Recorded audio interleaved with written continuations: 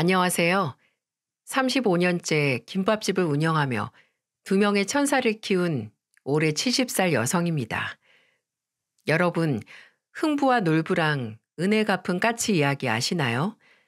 이 두 이야기의 공통점은 이야기 속 주인공들은 대가 없이 마음에서 우러나는 선행을 베풀었는데 이에 감동한 제비와 까치가 큰 은혜를 갚았다는 것이죠. 사연을 보내며 이런 옛날 이야기를 하는 이유는 제 삶에도 이 오래된 이야기 속에 나오는 제비와 까치처럼 고마운 사람들이 있기 때문이죠. 되려 제가 베풀었던 것보다 더 큰 은혜를 받는 바람에 제 선행이 다 부끄러워질 정도였는데요. 지금부터 여러분들에게 마음 따뜻해지는 제 사연을 풀어보겠습니다. 제게는 두 명의 아들과 막내딸이 있습니다. 저와 제 남편을 닮아서 그런지 아이들 모두 순하고 사춘기가 언제 왔다 갔는지도 모를 만큼 예민한 시기도 잘 지나갔죠. 그리고 나이 차이가 얼마 안 나면 남매들끼리 자주 싸우기도 한다죠. 하지만 제 아이들은 첫째와 둘째가 3살, 둘째와 셋째가 2살 차이로 나이 차이도 얼마 안 나는데 크면서 싸움 한 번 한 적이 없을 정도로 사이가 좋았답니다. 그런데 이렇게 평화롭던 우리 집에 느닷없이 큰 불행이 하나 닥쳤습니다.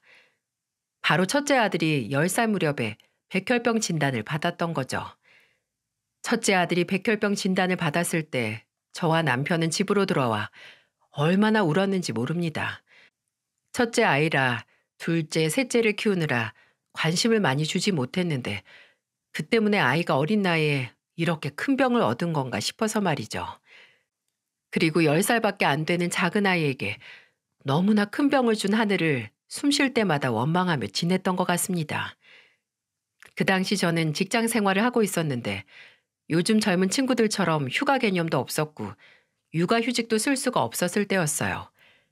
그런데 이런 환경에서 아이 3명을 키우며 직장 생활을 한다는 건 하루하루 눈칫밥을 먹는 기분이 계속 들었었죠. 게다가 첫째 아들까지 백혈병에 걸려 제 일상에 병원이란 곳이 추가되다 보니 더 이상 직장 생활을 유지하는 것은 힘이 들겠다는 생각이 들었어요. 그래서 저는 결국 오랜 시간 다녀왔던 직장을 퇴사하고 한동안 첫째 아들과 병원에서만 생활했습니다. 그 당시 점점 핏기 없이 하얘지는 첫째 아들을 보며 매일 밤을 눈물로 지새웠죠. 그리고 코앞에서 첫째 아들이 아파하는 모습을 보자니 저 스스로 극도로 예민해지더군요. 아마 아이가 아파 본 경험이 있는 부모님이라면 모두 공감하실 거라 생각됩니다. 칭얼거리는 아이를 보다 보면 아이가 아픈 게 다 건강하게 나아주지 못한 엄마 잘못 같고 아이 손에 꽂혀 있는 주사 바늘을 볼 때마다 저게 차라리 내 손등에 꽂혀 있었으면 좋겠다 하는 심정이 들어 하루하루가 지옥에 사는 기분을 말이죠. 병원에 있는 매 시간 동안 제 머릿속이 온통 이런 생각들로 가득 차 있다 보니 마치 제가 죄인이 된 것 같아 늘 괴로웠습니다. 그리고 어느 날 문득 정신 차려봤더니 저는 제 죄책감을 가족들에게 화를 내며 풀고 있더라고요. 그때 둘째와 셋째가 얼마나 서러웠을지 아직도 그때만 생각하면 이제는 다 큰 제 자식들에게도 미안한 마음이 들 정도로 말입니다. 그렇게 얼마의 시간이 흐른 뒤 하늘도 우리 가족을 응원했던 건지 정말 기적처럼 첫째 아들의 백혈병이 완치되었습니다. 그때 남편과 저 그리고 첫째, 둘째, 셋째 가족 모두가 얼마나 기뻐했는지 모릅니다. 그리고 이렇게 큰 시련을 겪고 일어나 보니 우리 가족은 어떤 일이든 함께 견뎌나갈 각오가 되어 있었어요. 첫째 아들의 백혈병은 우리 가족에게 많은 변화를 일으켰는데 그중 가장 눈에 띄는 건 제가 회사원에서 자영업자 사장님이 된 거랍니다. 저는 원래도 아이들을 참 좋아했는데 힘이 넘치는 학생들을 보면 혹시나 우리 아이들도 아프지 않고 더 건강히 자라진 않을까 하는 마음으로 초등학교 앞에 김밥집을 차렸습니다. 주 메뉴는 김밥이었지만 떡볶이, 튀김 순대 등 학생들이 딱 좋아하는 음식들로 가득 찬 분식집이었죠. 일찍부터 애들 등교시키고 김밥집 여는 게 여간 어려운 일이 아니었지만 제게는 활력소가 있어서 가능했습니다. 바로 학교 끝나는 종소리가 들리자마자 여기저기서 뛰어나와 몇백 원짜리 떡볶이 한 컵을 들고 좋아하는 아이들을 볼 때였죠. 그 모습을 보고 있자면 제 하루의 피로가 다 풀리는 듯 했어요. 그렇게 한자리에서 10년 정도 김밥집을 운영하고 있었을 때 어느 날 손을 꼭 잡은 한 남매가 눈에 들어왔습니다. 처음에는 우연이겠거니 했는데 평일 내내 같은 시간에 나타나 같은 장소에서 제 가게를 빤히 쳐다보는 게 아니겠어요? 하루는 가게 마무리를 도와주려고 남편이 김밥집으로 오던 길에 남매를 발견했고 제 이야기를 기억했던 남편이 남매에게 말을 걸려고 했는데 후다닥 도망을 갔다고 하더라고요. 내게 무슨 할 말이 있는 건가 싶기도 했는데 집에서 기다리고 있을 자식들을 생각하니 조금이라도 빨리 서둘러야겠다는 생각이 들어 먼저 다가가 볼 생각은 하지 못했던 것 같네요. 그렇게 또 며칠이 흐르고 유독 비가 많이 오던 날이었습니다. 원래 그날은 학교에서 소풍을 가기로 한 날이었는데 비가 너무 심하게 와서 아침부터 취소가 됐었죠. 소풍 날을 미리 알고 있었던 저는 그날 아침 많은 양의 김밥을 준비해 놨었는데 소풍 취소로 인해 김밥들이 남은 채 그대로 있었죠. 저는 그 김밥들을 보며 집에 가서 애들 주면 되겠다라고 생각했고 어차피 손님도 없는데 빨리 집에나 들어가야겠다면서 가게를 정리하려 했습니다. 그런데 그때 어김없이 같은 장소에 서 있는 남매를 발견했어요. 그런데 웬걸? 오늘은 그 남매가 저희 가게로 걸어오는 게 아니겠어요? 남매가 제가 있는 가게로 한 걸음 한 걸음 다가올 때 저는 아이들의 모습을 보기 위해 유심히 살펴봤습니다. 그리고 아이들이 가까이 다가올수록 남매가 입고 있던 옷이 제 눈에 확 들어왔죠. 아이들을 보고 있자니 부모가 옷을 잘 안 빨아입히는지 꾀재재한 옷에 머리는 대체 언제 감았고 세수는 언제 한 건지 말이 다 안 나오더라고요. 남매가 점점 다가와 제 바로 앞에 섰을 때 오빠로 보이는 아이가 제게 이런 말을 하더군요. 안녕하세요, 아주머니. 혹시 저 김밥들 남은 건가요? 어? 오늘 학생들이 소풍 간다고 해서 잔뜩 싸놨는데 비가 많이 와서 소풍이 취소되는 바람에 그대로 남았지 뭐니. 아, 그럼 저건 더 이상 안 파시는 건가요? 그렇지. 오늘은 더 이상 손님도 없을 것 같아서 나도 일찍 정리하고 들어가려고. 그런데 무슨 일이니? 제 질문에 한참이나 아무 말 못하고 땅만 보던 남자아이가 무언가 결심한 듯 양손으로 주먹을 꽉 쥐더니 제게 말하더군요. 그럼 제게 주실 수 있나요? 처음에는 김밥을 사겠다는 건지 공짜로 달라는 건지 구분이 안 됐습니다. 보통 제게 음식을 사려는 사람은 주세요라는 표현을 쓰는데 이 남자아이는 제게 주실 수 있나요? 라고 물으니 의아하더라고요. 그래서 저는 확실하게 물었죠. 이 김밥을 그냥 달라는 거니? 네. 혹시 남아서 버리시는 거면 제게 주셨으면 하고요. 멀쩡한 거 말고 저기 김밥 옆에 터진 것들 저런 거 주셔도 돼요. 남긴 했지만 제 아이들을 가져다 줄 거여서 잠깐 망설이던 찰나에 남매 행색이 다시 제 눈에 들어왔죠.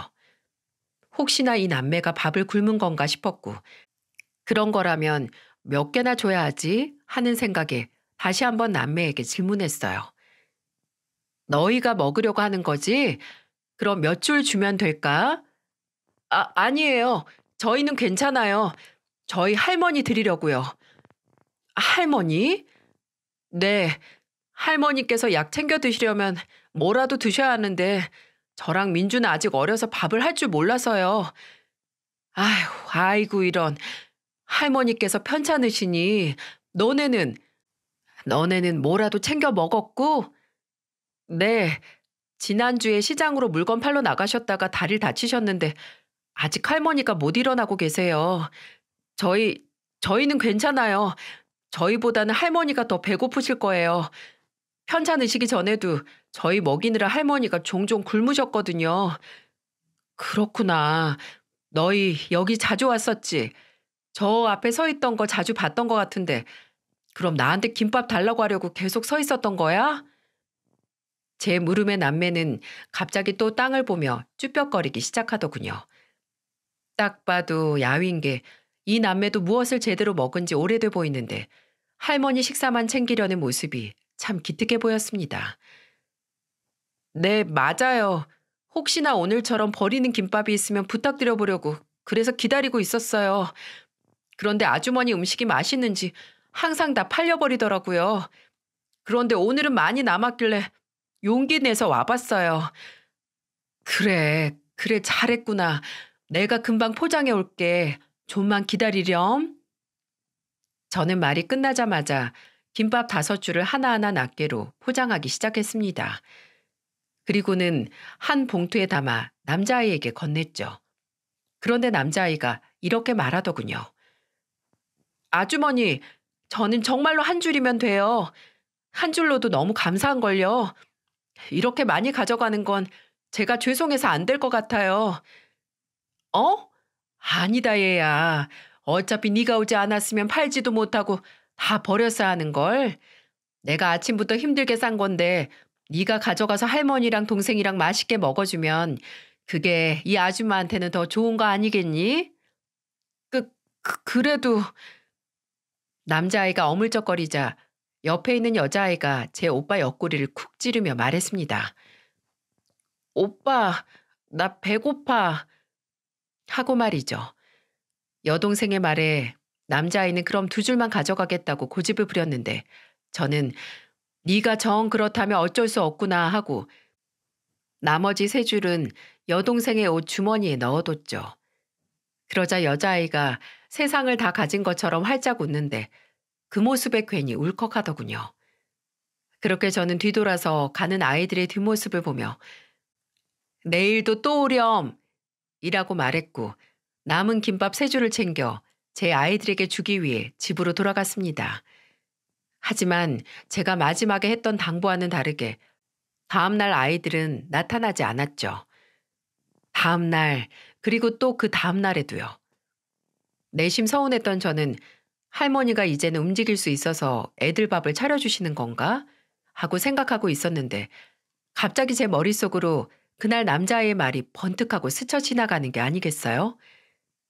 오늘처럼 버리는 김밥이 있으면 부탁드려 보려고 기다리고 있었어요. 이 말입니다. 그래서 그날은 끝날 시간쯤이 다 되어갈 때쯤 김밥을 몇 줄 추가로 만든 다음 가게 떡볶이 앞쪽으로 밖에서 잘 보이는 곳에 올려놨죠. 그리고 어느 정도 기다렸을까?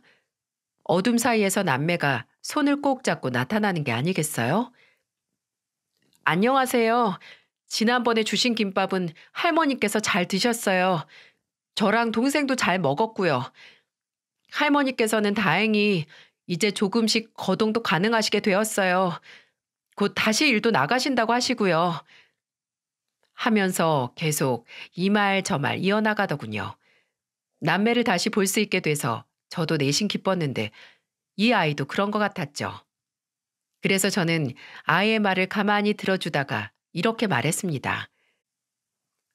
그런데 오늘도 김밥이 이렇게 남아버렸지 뭐니? 혹시 너희 밥 안 먹었으면 가져가서 먹을래?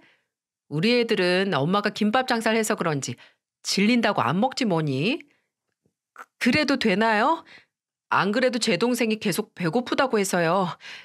이것도 남아서 버리시는 거죠? 이번에도 저기 옆구리 터진 김밥으로 주세요. 그럼, 그러니까 부담 갖지 말고 편하게 먹으렴. 그런데 꼭 남거나 옆구리 터진 김밥만 먹어야 하니? 아줌마가 저녁 차려줄 테니까 내일부터 와서 먹는 게 어때? 아, 마음은 너무 감사한데 괜찮습니다. 할머니께서 남들에게 피해 끼치는 일은 하지 말라고 하셔서요. 그렇구나. 그럼 너희 둘 이름 좀 알려줄래? 내가 외우고 싶어서.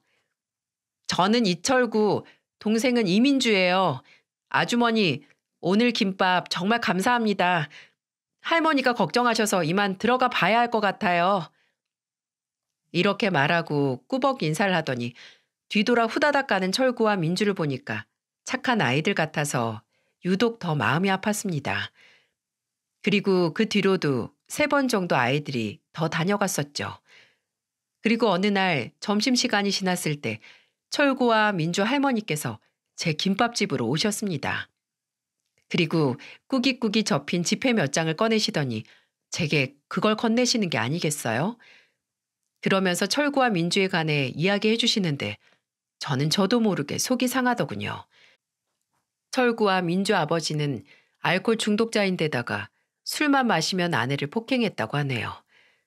그리고 그런 남편을 더 이상 참을 수 없었던 철구와 민주 어머니는 애들이 자고 있을 때 도망을 갔다고 했습니다. 그리고 이 모든 상황을 안 할머니께서는 아이들을 알코올 중독자 아버지 품에 둘 수 없었고 아들 집까지 직접 가서 철구와 민주를 데리고 왔다고 합니다. 그런데 본인이 나이가 있어서 그런지 요즘 부쩍 다치고 자주 아파서 아이들을 잘 돌보지 못했다고 하셨어요. 그런데 때 맞춰 용돈을 준 적도 없는데 언제부턴가 집에서 김밥을 먹고 있길래 자초지정을 물어봤다고 하네요. 그랬더니 김밥집 사장님께서 팔다 남거나 팔 수 없는 상태의 것들을 골라서 주셨다면서 훔친 거 아니라고 했다더군요. 그리고는 할머니의 마지막 말씀에 저는 눈물이 흐르고 말았습니다. 그런데 애들은 아직 어려서 잘 모르는데 저는 알 수 있었답니다. 마음씨 좋은 사장님께서 일부러 아이들을 위해 남은 음식인 척 주셨다는 것을요. 이 김밥집에서 우리 집까지 아이들 걸음으로 꽤 걸리는데 집에 와서도 따뜻하게 먹을 정도였으면 아마도 사장님께서 아이들한테 주기 직전에 만드신 게 아닐까 생각했거든요. 그리고 여기서 꽤 오래 김밥을 말아 오셨을 텐데 김밥 옆구리가 그렇게 많이 터질 리가 있나요? 김밥이 터질 만큼 안에 재료도 꽉 차게 넣으셨던걸요. 정말 고마워요. 아니에요. 당연한걸요. 자식 키우는 엄마가 어떻게 굶고 있는 아이들을 그냥 두고만 보나요? 저는 당연한 일을 했던 것뿐인걸요. 마음 같아서는 가게 안에서 따뜻한 국물에 밥 한 끼 챙겨주고 싶은데 매번 거절하니 무슨 방법이 없을까요? 할머니랑 이야기하던 중 저는 좋은 방법을 하나 생각해냈습니다. 바로 할머니가 다듬어서 시장에 파시는 나물을 제가 사는 걸로 하고 아이들한테는 나물값 대신에 밥을 차려준다고 하는 거였죠. 그 당시 할머니께서는 몸이 아주 편찮으셔서 실제로 나물을 다듬거나 하시지 못했지만 아이들한테는 그렇게 말해서 부담을 덜어주기로 한 거였습니다. 아이들 할머니께서는 제게 연신 고맙다고 제 손을 잡으며 말씀하셨고 실제로 할머니께서 기운이 있으신 날은 나물을 다듬어서 가지고 오시곤 하셨죠. 이런 제 방법은 통했는지 아이들은 그 뒤로 김밥집에 와서 저녁을 먹었습니다. 아이들이 집에 가는 길에 제가 반찬이나 할머니 저녁 식사도 챙겨서 보냈고요. 그 당시 저도 넉넉한 형편은 아니었지만 제가 할 수 있고 또 제일 자신 있어 하는 음식으로 누군가에게 따뜻한 밥 한 끼를 대접할 수 있다니 그걸로도 전 세상에 둘도 없는 부자가 된 기분이었습니다. 또 고맙게도 남편과 제 아이들 3명도 다 제 뜻에 따라주었죠. 그렇게 남매에게 밥을 해준 지 언 6년 정도 되었을 때 그러니까 철구가 15살, 민주가 13살 되던 해 할머니께서는 돌아가셨습니다. 6년이란 시간 동안 남매 할머니와도 정이 많이 쌓였던 터라 할머니 장례까지 저희가 도와서 치렀었죠. 이제 철구와 민주에게 가족은 우리 가족들 뿐이었습니다. 그렇게 저는 아들 2명, 딸 1명에서 어느 순간 아들 3명, 딸 2명으로 5명의 엄마가 되어 있었죠. 저와 남편은 철구와 민주 학교 입학식이며 졸업식에도 다 참석했고 어딜 가든 철구와 민주 보호자 역할을 자처하며 같이 다녔죠. 이런 제 모습을 보면 제 자식들 3명이 질투를 할 수도 있었겠지만 하나같이 다 심성이 착해서 그런지 오히려 저보다 철구와 민주를 더 챙기고 들어 항상 감사한 마음뿐이었죠. 가지 많은 나무 바람 잘 날 없다라는 말이 있듯이 5명이 되는 아이들을 살피며 하루하루 지내고 있을 때 예상 밖의 일이 일어났습니다. 제 생에 가장 슬프고 수년이 지난 지금까지 생각만으로도 제 가슴이 찢어지는 것 같은 일이었죠. 바로 둘째 아들이 하늘나라로 먼저 떠난 일입니다. 둘째 아들은 27이라는 이른 나이로 그 당시 30살이었던 제 형보다도 일찍 결혼했습니다. 둘째 아들이 데려온 며느리는 당시 32살이었는데 아들과는 5살 차이였죠. 너무 이른 나이에 아무 준비 없이 결혼 생활을 시작하는 것 같아 저와 남편은 반대했어요. 하지만 자식이기는 부모 없다고 결국 저희가 백기를 들었고 결혼식은 진행되었죠. 그런데 웬걸? 둘째 아들은 저와 남편의 걱정과는 다르게 굉장히 잘 지내더라고요. 저랑 남편 앞에서 말 그대로 깨가 쏟아질 정도로 붙어 있는 바람에 저희가 아유, 징그러우니 좀 떨어져라 하고 장난을 칠 정도였으니 말입니다. 하지만 두 사람의 행복을 하늘이 질투했던 건지 둘째 아들과 둘째 며느리 사이에서는 아이가 태어나지 않았어요. 한 번의 유산 경험도 있었는데 그 뒤로 점차 둘 사이도 멀어지게 된 듯 보였죠. 유산으로 인해 우울증이 온 며느리는 정신이 어디 팔려있기라도 한 듯 여기저기 돌아다니고 갑자기 이것저것 물건들을 거침없이 사들이더군요. 어느 날 둘째 아들 집에 가봤더니 가격표를 떼지도 않은 옷들이 거실에 뭉텅이로 쌓여 있고 며느리는 그 옆에서 술만 마시고 있더군요. 그때 그 장면은 아직도 잊혀지지 않을 정도였죠. 그리고 나중에는 둘째 아들이 절 찾아와 아내가 우울증으로 쇼핑 중독과 알코올 중독이 같이 왔는데 빚도 쌓이고 아내 건강도 점점 나빠지는 게 보여요. 그런데 이 모든 게 다 내 잘못인 것 같아. 집에만 들어가면 숨쉬기가 힘들어요. 라고 말하더군요. 게다가 아내가 저만 보면 유산된 아이가 떠올라서 힘들다고 해요. 그러면서 저한테 이혼해달라는데 어떤 게 옳은 선택인지 모르겠어요. 라고 하더니 펑펑 우는 게 아니겠어요? 그때 저는 정말 하늘이 원망스럽더군요. 제 아들도 아들이지만 아이를 잃은 며느리의 슬픔이 오죽 심했으면 저럴까 싶어서 말이죠. 제가 며느리를 어르고 달래도 보았지만 확고했던 며느리는 결국 제게도 이혼을 원한다며 본인 뜻을 들어달라고 사정하더군요. 그래서 며느리를 위해서라도 원하는 선택을 해주기로 하고 제 둘째 아들을 설득하고 있었습니다. 그런데 자식 마음은 부모도 모른다고 둘째 아들은 이혼을 진행하던 중에 홀로 외로운 길을 선택했죠. 아마도 아내가 그간 진 빚과 본인의 가슴 아픔을 술로 달래다가 우발적으로 일어난 일 같았습니다. 자식을 앞세운 부모가 어디 제명까지 살겠습니까? 저는 둘째 아들을 그렇게 보낸 이후로 하루하루 내가 내 삶을 사는 건지 아니면 죽는 날을 기다리며 하루하루를 버티는 건지 모를 만큼 무의미한 일상들을 보내고 있었죠. 그런데 문득 제게는 아직 4명의 자식이 있으니 더 힘을 내야겠다는 생각이 들더군요. 그렇게 3년이 흘러 제가 어느 정도 마음의 여유가 생겼을 때쯤 이번에는 남편의 건강에 심각한 문제가 생겼습니다. 간 경변증이라고 했는데 간 이식이 시급하다고 했었죠.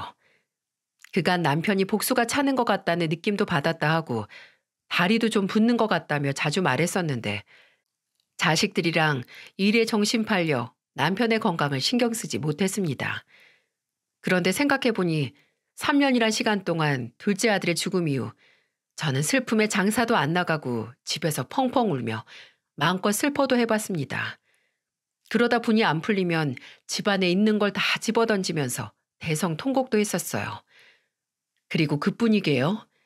제 눈치를 보며 멀뚱히 있는 남편에게 당신은 감정도 없어? 아들이 죽었는데 아무렇지도 않아? 라며 막말도 퍼부었죠. 그런데 남편이 아프고 나서 생각해보니 저는 둘째 아들의 죽음에 마음껏 슬퍼라도 했지만 남편은 그러질 못했더군요. 가장으로서 남은 자식들을 살피고 또 자식 잃은 아내를 달래주느라 정작 남편은 슬퍼할 순간이 없었던 거죠. 그리고 그러다 보니 속병이 나서 갑자기 이렇게 건강이 악화했나 싶더라고요. 참, 제가 나쁜 아내죠. 자식을 잃었는데 어찌 아빠라고 아무렇지 않을 수 있었겠습니까? 이 착하고도 바보 같은 사람은 그저 속으로만 울고 있었던 건데 그걸 모르고 그렇게 막말해댔으니 당연히 아프고도 남았겠죠. 그래서 저는 당시 아무 생각도 하지 않고 오로지 남편 건강에만 신경 썼던 것 같아요. 남편에게는 간 이식 외에는 다른 방법이 없었는데 첫째 아들은 원체 몸이 좋지 않았던 터라 간 공여자로 부적합했고 저와 딸은 남편과 혈액형이 달라 무리가 있었죠. 요즘은 혈액형이 달라도 가능하다고 하던데 그 당시에는 힘들었거든요. 그리고 혈액형이 같고 건강했던 둘째 아들은 3년 전에 하늘나라로 가버려서 저희에게는 희망이 없었죠. 그런데 그때 철구가 남편과 제가 있던 병실 문을 열고 들어와서 이런 말을 하는 게 아니겠어요? 아저씨, 몸은 좀 어떠세요? 아저씨, 제가 생각 많이 해봤는데 저도 공여자 검사 해보려고요. 아저씨랑 아주머니 덕에 저랑 민주 이렇게 잘 컸는데 저도 꼭 보답하고 싶어요. 아니다, 철구야. 내가 어떻게 네 간을. 아니야. 아저씨, 제가 이렇게 잘 큰 건 다 아저씨랑 아주머니 덕분이라니까요. 제가 친가족이 아니어서 거절하시는 거예요? 만약에 그렇다고 하면 저 너무 서운할 것 같아요.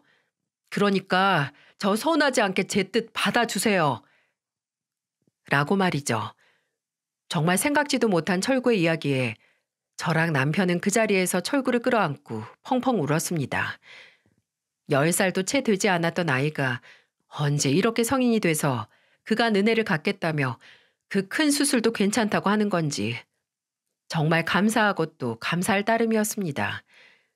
또 공여자 검사에서 수술이 가능하다는 통보를 받았을 때 저랑 남편보다 더 기뻐하는 철구를 보며 세상에 이런 천사가 또 어디 있을까 싶더라고요.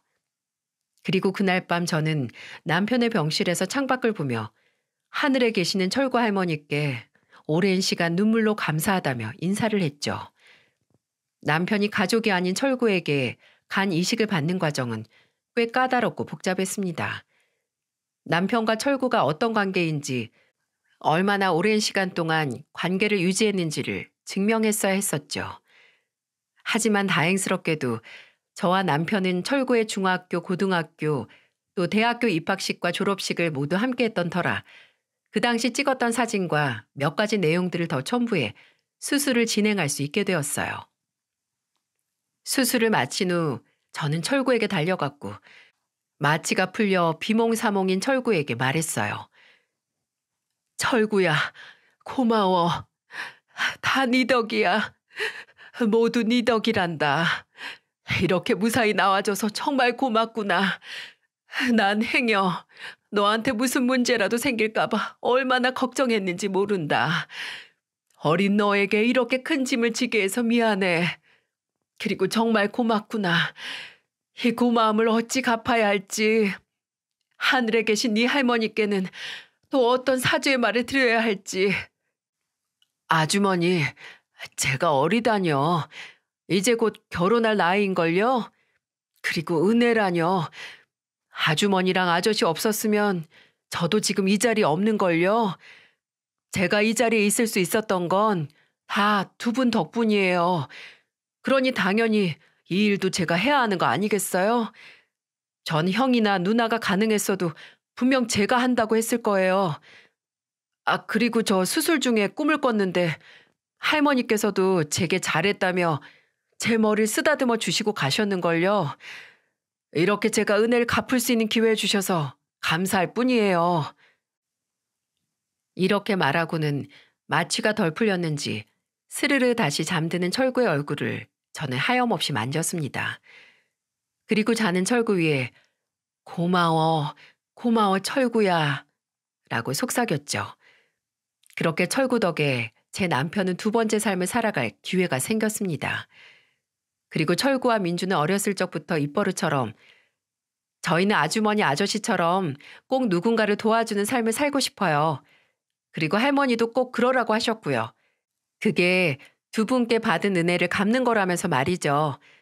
저희는 최대한 많은 사람을 도와주는 것이 꿈이에요. 라고 말하곤 했는데요. 그 꿈을 이루기 위해서 그랬는지 철구는 소방관, 민주는 간호사가 되었습니다. 저로 인해 꼬마 같던 아이들이 누군가를 도와줘야 한다는 큰 꿈을 꾸고 그로 인해 본인들의 미래까지 결정하는 모습을 쭉 보고 있자니 괜히 제가 다 뿌듯하곤 했었죠. 그리고 철구는 소방관 일이 딱 천직인 듯 했습니다.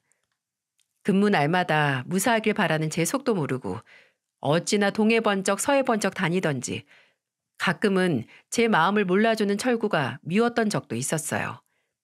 그런데 그때마다 아주머니가 저 어렸을 적에 워낙 잘 먹여놔서 제가 동료들보다 힘이 몇 배나 더 센 걸 어떻게 해요?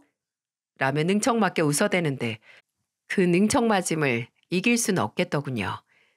그리고 민주도 간호사가 되기 위해 준비할 때 어찌나 열을 올렸던지 가끔 체열 연습하겠다며 바리바리 챙겨들고 가게에 놀러 왔는데 그때 저나 남편은 피해 다니기 바빴거든요. 그럴 때마다 아무것도 모르고 제 가게로 방문한 첫째 아들과 막내딸이 실험 대상이 되긴 했지만 열심히 하는 민주가 눈에 보였는지 다들 눈을 꽉 감은 채 팔을 내주었죠. 이렇게 모두 제자리를 잡아갈 때쯤 제 첫째 아들도 드디어 결혼할 여자를 데리고 왔습니다. 첫째 며느리는 첫째 아들과 빼닮은 외모에 누가 보면 꼭 남매처럼 보일 정도였어요. 그리고 제 첫째 아들에게 말끝마다 존대하고 저와 제 남편 그리고 제 막내딸한테도 얼마나 상냥하게 굴던지 미워할 수가 없었답니다. 그리고 첫째 며느리가 그렇게 해주니 우리 가족 모두도 첫째 며느리가 낯선 집에 시집와 어려움 없이 생활할 수 있도록 많은 도움을 줬죠. 왜 며느리는 절대 딸이 될 수 없다라는 말도 있잖아요. 그런데 우리 첫째 며느리는 제게 간혹 엄마, 엄마 하며 부르는데 그 모습이 또 어찌나 예쁘던지요. 제 막내딸보다도 애교가 많아서 제가 딸 몰래 이것저것 선물해 주기도 했답니다. 첫째 아들이 결혼하고 1년이 좀 지났을 때 제게는 첫 손주가 태어났습니다. 이름은 하율이었는데 정말 눈에 넣어도 안 아플 정도로 예쁜 아가였죠. 그리고 그 아가의 100일 잔치가 있었던 날에 우리 집에는 또 한 번 큰일이 터졌습니다. 그날은 추운 겨울이었죠. 100일 잔치는 집에서 가족들과 간단하게 하고 싶다는 첫째 아들과 며느리의 뜻을 따라 다 같이 우리 집에 모여 있었습니다. 한 가족과 다름없었던 철구와 민주도 당연히 불렀는데 철구는 당직이 걸려서 못 왔고 민주는 조금 늦게 도착한다는 연락을 해왔죠. 그렇게 철구와 민주 없이 100일 잔치가 시작되고 식사를 하고 있었죠. 그때 첫째 아들이 100일 기념으로 친구가 떡을 해줬다면서 잠시 친구를 만나 떡을 가져오겠다며 나갔습니다. 한 30분 정도 흘렀을까? 첫째 아들은 떡을 들고 허겁지겁 뛰어들어오더니 친구와 길이 엇갈려 오래 걸렸다고 설명하더군요. 그러고는 화장실에 들어갔는데 안에서 계속 쿵쿵거리는 소리가 들리는 겁니다. 이게 무슨 소리인가 싶었는데 느낌이 이상했던 저는 화장실 문 안쪽을 밀어봤더니 글쎄 첫째 아들이 가슴을 움켜잡고는 쓰러져 있는 게 아니겠어요? 화장실 문이 첫째 아들의 허벅지에 닿는 바람에 활짝 열리지도 않은 상태였고 아무리 힘을 써도 꿈쩍 않는 문에 저는 그 자리에 주저앉아서 소리를 질러버렸죠. 제 소리에 놀랐는지 남편이 달려와 첫째 아들을 일으키려는데 아들은 점점 의식이 없어 보였습니다. 그때 딩동 소리가 들리더니 민주가 아주머니 하고 저를 부르는 소리가 들리더군요. 첫째 며느리가 급하게 문을 열어줬는데 민주는 집에 들어와서 저희 모습을 보더니 한 채의 망설임도 없이 화장실 쪽으로 다가왔습니다. 그리고 저에게 아주머니 119에 빨리 신고해 주세요. 빨리요. 라고 하더니 아들에게 달려가 심폐소생술을 했습니다. 그렇게 몇 분의 시간이 흘렀을까요? 민주는 제 몸보다 훨씬 큰 제 첫째 아들에게 땀을 뻘뻘 흘려가며 구급대원이 올 때까지 계속해서 심폐소생술을 했죠. 민주가 쉬지 않고 심폐소생술을 한 덕분에 첫째 아들은 다행스럽게도 구급대원이 오기 직전에 의식이 돌아왔습니다. 그리고 민주는 구급대원이 오자 상황을 설명했죠. 또 저랑 같이 구급차를 타고 병원까지 갔는데 그 사이 동안 제게 걱정하지 말라며 계속 저를 다독여줬고요. 첫째 아들의 조치는 생각보다 빨리 끝났고 민주와 함께 첫째 아들을 병원에서 데리고 나와 집으로 데려다 주었습니다. 그리고 저는 민주와 단둘이 있을 때 민주의 손을 꼭 잡고는 고맙다며 눈물을 흘렸습니다. 민주야, 너 아니었으면 동규 어쩔 뻔했니? 아휴, 동민이에요, 동규까지 아무것도 해보지 못한 채 하늘로 보낼 뻔했다. 너는 정말 은인이나 다름이 없구나. 이 일을 내가 어찌 갚아야 할까? 내가 해줄 수 있는 게 있다면. 아주머니, 은인이라뇨. 아주머니가 없었으면 제가 어떻게 간호사가 돼서 동규 오빠를 지킬 수 있었겠어요. 아주머니, 저 실은 아주머니에게만 처음 말씀드리는 건데, 저는 아주머니네 가족들 지켜주고 싶어서 그래서 간호사가 된 거예요. 아주머니도 아시겠지만 어린 나이에 할머니를 보내고 나니까 할머니 옆에서 아무것도 할 수 없었던 제 모습이 너무 쓸모없는 존재처럼 느껴지더라고요. 무서운 아버지한테서 저랑 오빠를 구해준 게 할머니셨는데, 그래서 어린 나이였지만 할머니 장례식장에서 염치가 없어 울지도 못하겠더라고요. 그리고 그때 다짐했어요. 제 주변 사람들 누구든 위험한 상황이 생겼을 때 도와줄 수 있는 사람이 돼야 하겠다고요. 그래서 그때부터 제 꿈은 간호사였고, 그 꿈 덕분에 오늘 동규 오빠를 살릴 수 있었죠. 아주머니께 받은 사랑 중 오늘 아주 작은 일부만 갚은 거로 할게요. 그러니까 제게 뭔가를 새롭게 해주셔야 한다는 생각은 절대 하지 않았으면 좋겠어요. 전 당연히 제가 할 일을 한 것뿐이니까요. 민주의 말을 듣는데 어찌나 눈물이 나던지 민주의 말 중간부터는 민주가 흐르는 제 눈물을 닦아주며 말했죠. 그리고 저는 제 얼굴에 있던 민주의 손을 제 손으로 감싼 다음 제 뺨을 꼭 누르며 말했습니다. 민주야, 네 오빠는 내 남편한테 간이식을 해주고 민주 너는 내 첫째 아들을 살려주고 너희들은 내게 갚는다고 하지만 나는 이미 넘치고도 넘치게 받았단다. 정말 이 모든 걸 감사해서 어찌해야 할지. 내가 너희 남매한테 정말 고마워서 뭐라도 할 말이 없구나. 정말 고맙구나. 정말 고마워. 라고 말입니다.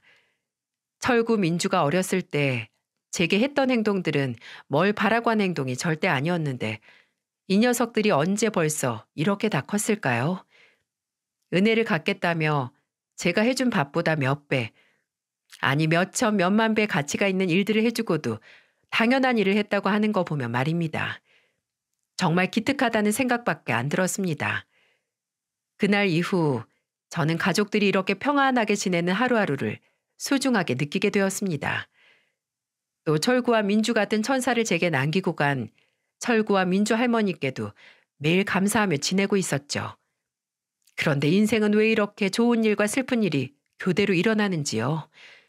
민주에게 다급한 전화가 와서 받아보니 철구가 현장에 나갔다가 교통사고를 당했다고 하더군요.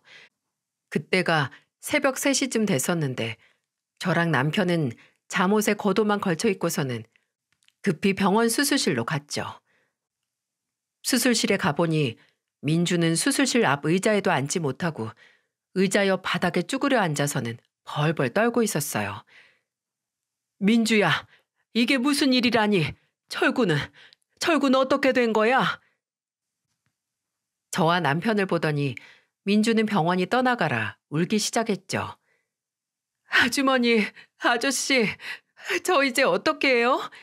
오빠마저 없으면 전 이제 진짜로 어떻게 하나요? 그런 말 말어. 철구가 없긴 왜 없어.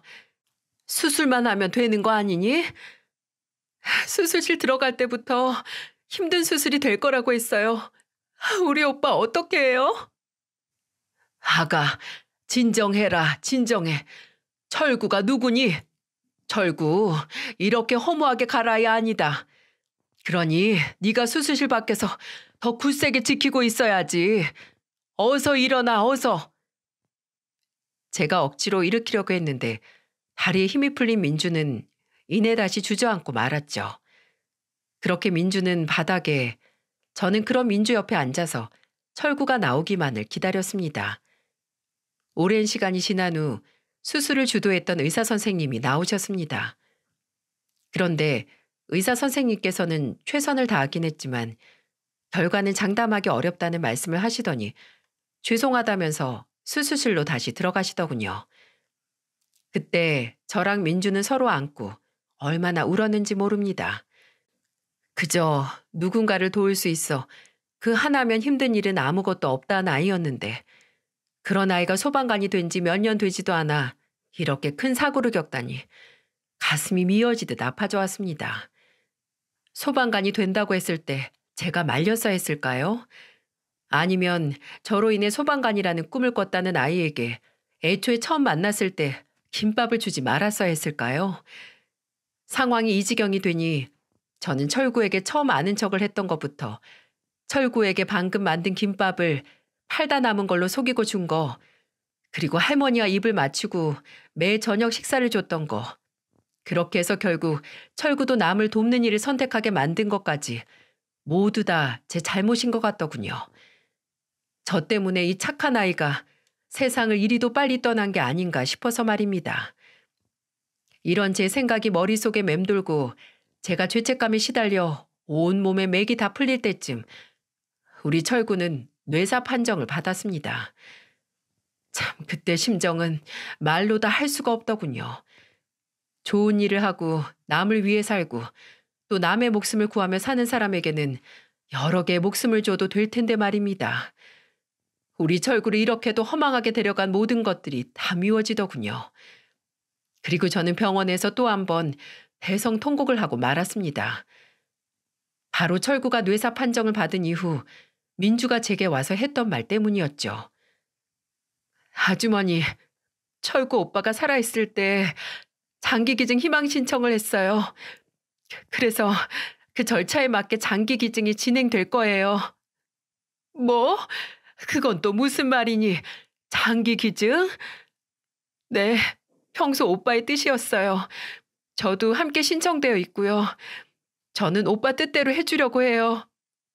오빠는 본인이 소방관이 되어 어려운 사람 한 명이라도 더 돕고 싶다고 했는데 이렇게 오빠 하늘나라 가기 전에 여러 사람을 구하고 가니까 오빠 뜻이 이루어지는 거겠죠?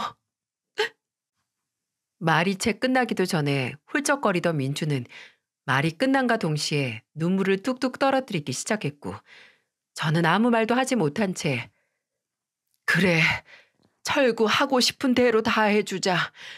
마지막 가는 길, 그게 철구 뜻이라면 우리는 따라줘야지. 라고 말하고 민주의 등을 쓰다듬어 주었습니다. 그렇게 우리 철구는 4명의 환자에게 새 삶을 선물하고 영영 볼 수 없는 곳으로 떠나버렸어요. 항상 누군가를 돕는 게 본인의 사명이고 살아가면서 제일 뿌듯하다고 말했던 착하디 착한 아이였는데 마지막 가는 길까지 그 뜻을 이뤘으니 하늘에서도 마음 편히 있을 수 있겠죠.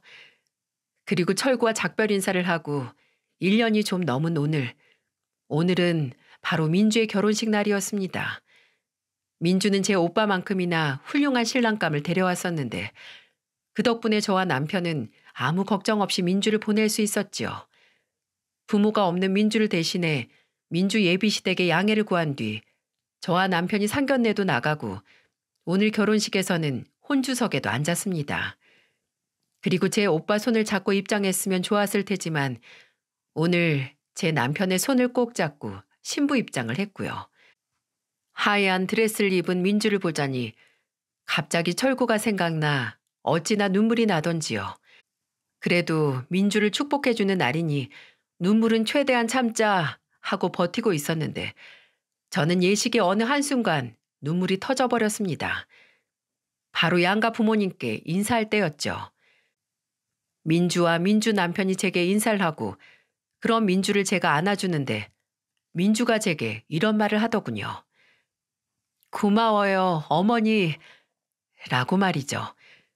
그때 저는 그래 내 딸아. 꼭 행복하게 잘 살아야 돼. 라고 했는데 저와 민주 그리고 저희 대화를 듣던 남편과 민주 남편마저 결국 울음바다가 되고 말았습니다. 그리고 그렇게 눈물의 결혼식이 끝난 후 저는 마치 막내딸을 시집 보내는 기분이 들더라고요. 그래서인지 괜히 서운하고 허전하기도 하고 또 이렇게 잘 키워 결혼까지 시켰다는 감정이 북받쳐 올라 눈에는 하루 종일 눈물이 고여 있었어요. 그리고 어느 정도 제 마음을 진정시킨 후 이렇게 제 딸아이를 통해 사연을 적고 있습니다. 저는 평소에도 일기를 많이 쓰는데 오늘 문득 혼자 일기장에 자필로 적으니까 우리 철구가 듣지 못하는 건 아닐까 하는 생각이 들어서 말입니다. 오늘은 철구 동생 민주의 결혼식 날이었는데 오늘 민주의 결혼식만큼은 철구가 꼭 알았으면 해서요. 그래서 오늘은 용기 내어 평소 즐겨 듣던 사연튜브에 사연을 보내기로 한 거죠. 이렇게 많은 사람이 제 이야기를 들으면 전달되고 전달되어 혹시 하늘에 있는 철구한테도 닿지 않을까 하는 마음에서 말입니다. 왜 은희는 선행을 감추고 은혜를 입은 사람이 그것을 드러내야 한다 라는 말이 있잖아요. 저는 얼마 전 위 명언을 알게 되었는데 이 명언을 머릿속으로 되뇌다 보니 제 인생 그리고 우리 가족에게 큰 은혜를 주었던 철구 그리고 민주가 우리 가족뿐 아니라 많은 사람에게 알려졌으면 좋겠다는 생각이 들더군요. 어린 나이에 많은 고난을 겪고 또 그 나이에는 본인에게 다가온 선행을 당연하단 듯이 받아들일 수도 있었을 텐데 철구와 민주는 전혀 그러지 않았죠. 그리고 되려 마음속 깊이 기억하고 본인들이 받은 것 이상으로 남들에게 보답하며 산다는 이 천사 같은 아이들의 착한 마음씨를 널리 알리고 싶었습니다. 한 사람의 선한 행동이 다른 이를 선한 행동으로 만들고 여러 일반적인 선행이 모여 더 큰 선행을 만든다고 하던데 오늘 철구와 민주 이야기를 들은 사연투브 구독자 여러분들께서도 저와 꼭 같은 뜻이길 바라며 이만 긴 사연을 마무리하겠습니다. 제 긴 이야기를 끝까지 잘 들어주셔서 정말 감사합니다.